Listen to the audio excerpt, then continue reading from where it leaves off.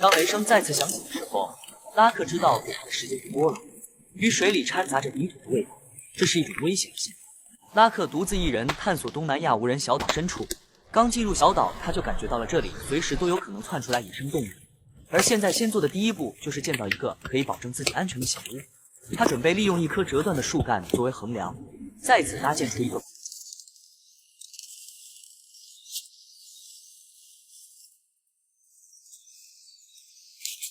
横梁固定好之后，需要在横梁上做出2个三角形的框架作为主体结构。东南亚有很多地图上都看不到的无人小岛，而这些小岛内基本常年无人，导致岛内的植物和资源非常多。同时，这里也是野生动物的天堂。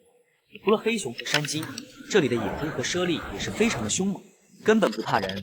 拉克把庇护所建立在空中，就是为了隔离自身和土地之间的气味。大部分动物都是靠着土地传递的气味而寻找猎物的。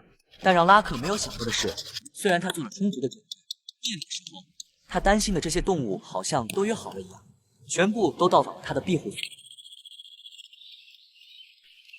在这种无人小岛当中，下雨是非常不好的预兆。我们都知道，大部分的野生动物最活跃的时间是晚上。还有一个冷知识，就是在下雨的时候和雨停之后，这些野生动物也会出来觅食，并且出来觅食的动物都是饿着肚子的。而此时的拉克需要加快他的建造速度。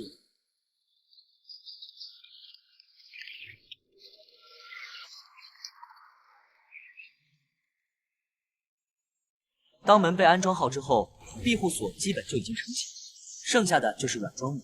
软装所需要的材料就是树叶和苔藓。正当拉克去收集树叶的时候，他和黑熊经过的是同一条路线，并且只差了1分钟就相遇了。雨后出来的黑熊都是在寻找食物，此时的他性格会非常暴躁，如果被拉克遇到，肯定就是凶多吉少。拉克把树叶拿回来之后，放进了庇护所当做床垫。他认为自己运气很好，非常顺利的就把庇护所做成了。但是当晚上他看设备回放的时候，却吓得他冷汗直流。为了确保自己的安全性，拉克不得不再次冒险。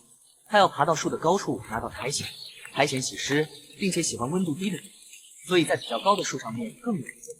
而苔藓能给庇护所增加防潮性和保温性，并且最重要的是能阻挡气味的扩散。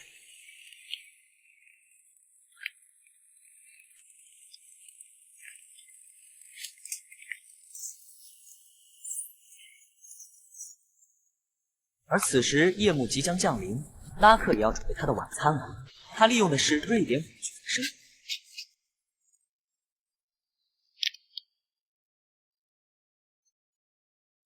他这次探索小岛只带了够吃1顿的食物。从明天开始，拉克就要靠自己的狩猎技巧寻找食物。他把肉酱和洋葱混合在一起搅拌，然后在锅里放进黄油。当黄油的温度到达到180度的时候，再把肉放入锅内。这种肉饼混合着洋葱的香味，再用热油煎炒，把肉的香味完全激发了出来。肉的香味弥漫在宇宙四里。拉克把食物全部拿进庇护所，开始想。